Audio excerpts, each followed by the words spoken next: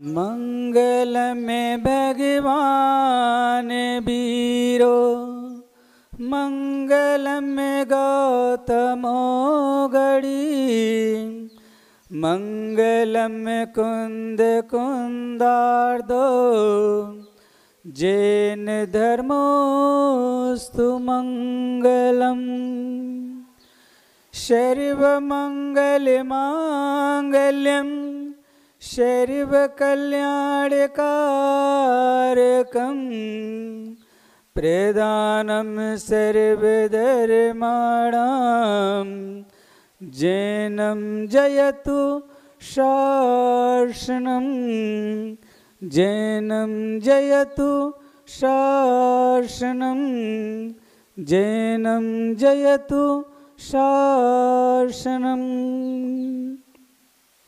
बोली देवादिदेव श्री खजराट आदिनाथ भगवान की, संत शिरोमणि आचार्य विद्यासागर जी महाराज की, मम गुरुदेव परम पूज्य वैज्ञानिक संत आचार्य निर्भय सागर जी महाराज की, परम पूज्य गणाचार्य विराग सागर जी सत्संग महाराज की, जैन धर्म की।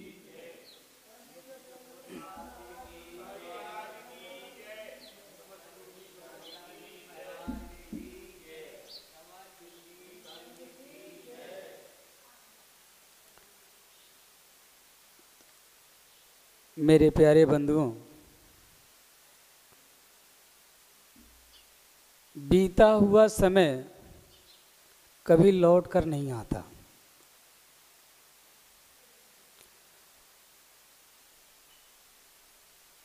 जन्म दो प्रकार का होता है। जन्म दो प्रकार का होता है।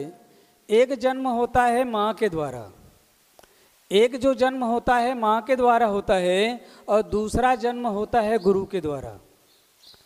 माँ के द्वारा जो जन्म होता है, माँ के द्वारा जो जन्म होता है तो संसार के चक्कर लगाने पड़ते हैं। लेकिन जब गुरु के द्वारा किसी व्यक्ति का जन्म होता है तो संसार से पार हो जाता है।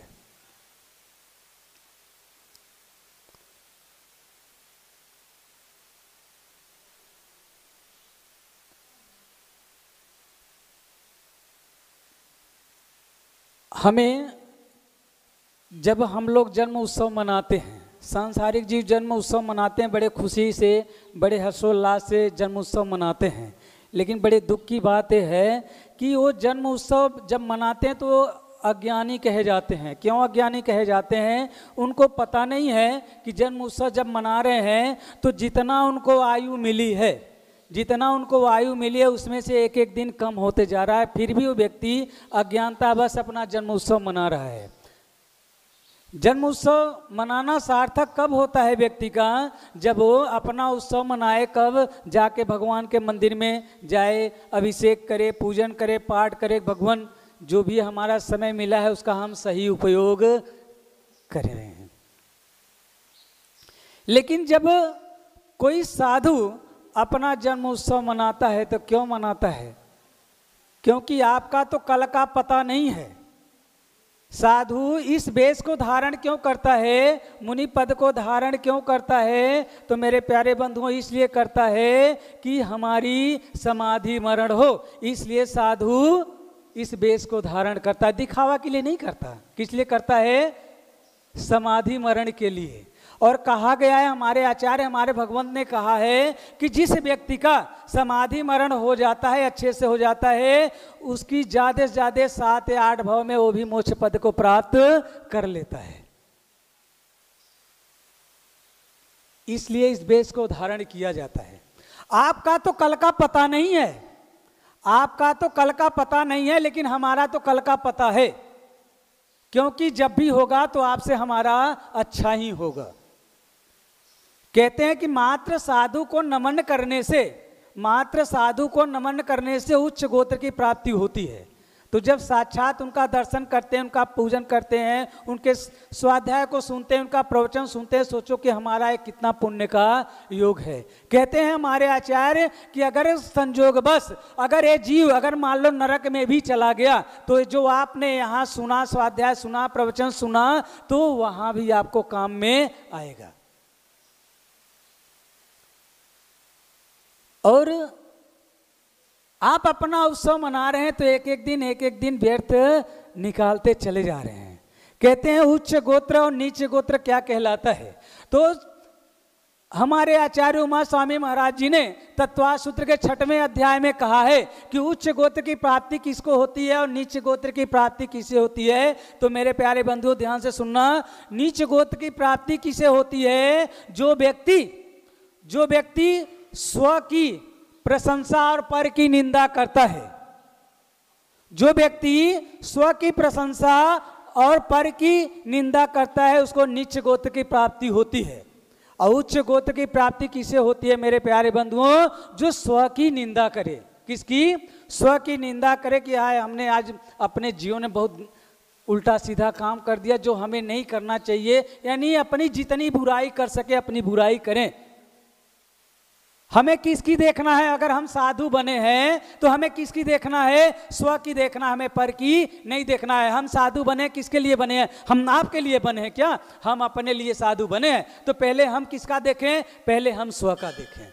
हमें दूसरों का देखने का कोई अधिकार नहीं है। हमें किसका देखना है? अपना। क्योंकि कल्याण, हम किसका कल्याण करने के लिए साधु बने? स्व अपने कल्याण के लिए साधु बने हैं। हाँ, उसमें आचार्य बताते हैं, हमारे गुरुवर बताते हैं कि इसमें अगर किसी व्यक्ति का भला होता है तो पहले अपनी आत्मा का कल्याण करो, बाद में उसमें जब समय मिलता है तो आप दूसरे का भी कल्याण कर सकते हो, उससे में भी आपका भला होगा। यानी कहते हैं कि जो व्यक्ति स्व की निंदा और पर की प्रशंसा करता है उसको उच्च गोत्र की प्राप्ति होती है। एक पिताजी थे, उनके 2 बेटे थे। एक पिताजी के 2 बेटे थे। एक बेटा जब सो के उठता था तो कहाँ जाता था? मंदिर जाता था। यानी सो के उठा, अपने स्नान किया, जो भी अपना नित्य का कार्य हुआ किया और कहाँ चला गया? मंदिर चला गया। और दूसरा बेटा सो के उठा और आंख दबाया ही नहीं और पहुंच कहाँ गया? शराब खाने पे पहुंच गया। कहाँ पहुंच गया? शराब खाने पे पहुंच गया।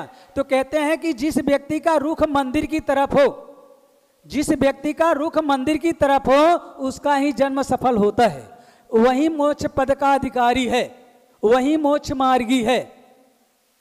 तो वो व्यक्ति, देखो पिता क्या सोचता है?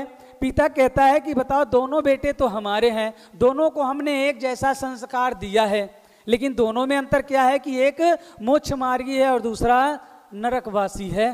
क्योंकि वो कहाँ जा रहा है? शराब खाने में जा रहा है। तो वो व्यक्ति जो मोक्ष मार्गी है, लेकिन दोनों में भी अंतर है। क्या अंतर है? वो मंदिर में भी तो आया, लेकिन मंदिर में आने पर उसके भाव बदल गए। अपने जैन धर्म में भाव प्रधानता है। क्या प्रधानता है? भाव प्रधानता है। जैसा आपका भाव रहेगा वैसे ही आपको आगे की गति मिलेगी। वो मंदिर में तो आया, लेकिन मंदिर में आने पे क्या कह रहा है कि देखो भैया सबसे अच्छा तो हमारा भाई है, उसको कोई चिंता नहीं है, और यहाँ तो सो के उठो, अपनी ये करो, मंदिर आओ, फिर यहाँ से जाओ और फिर दुकान जाओ, यानी यही हमारा कार्य। क्या जीवन कितना अच्छा किसका है? हमारे भाई का है। अच्छे जगह बैठने के बाद भी उसका भाव शुद्ध नहीं है। किसको कह रहा है? अपने भाई को अच्छा कह रहा है। लेकिन ध्यान रखना, वहाँ जो बुरे जगह बैठा है, शराब खाने में बैठा है, तो वो व्यक्ति क्या कह रहा है कि भैया हम तो नरक में पड़े हैं। वो क्या कह रहा है? हम तो नरक में पड़े हैं भैया, हमारा भाई कितना अच्छा है, कितना भला है, देखो कहाँ चला गया? स्वर्ग में बैठा है। यानी गलत जगह बैठने के बाद भी अपने भाई को क्या कह रहा है कि नहीं देखो स्वर्ग में बैठा है, आज नहीं तो कल उसको भी मोक्ष पद की प्राप्ति होगी। यानी मंदिर में बैठा हुआ व्यक्ति की भावना, भगवान की पूजन पाठ कर रहा है फिर भी भावना सही नहीं है, लेकिन मैं खाने में बैठा हुआ व्यक्ति की भावना कितना उज्जवल है। हमें किसका देखना है? स्वयं का देखना, हमें दूसरों का नहीं देखना है। हमें स्वयं का कल्याण करना है, हमें अपना जन्म सफल बनाना है। इसलिए किसका करना है? किसका सोचना है? स्व का करना है।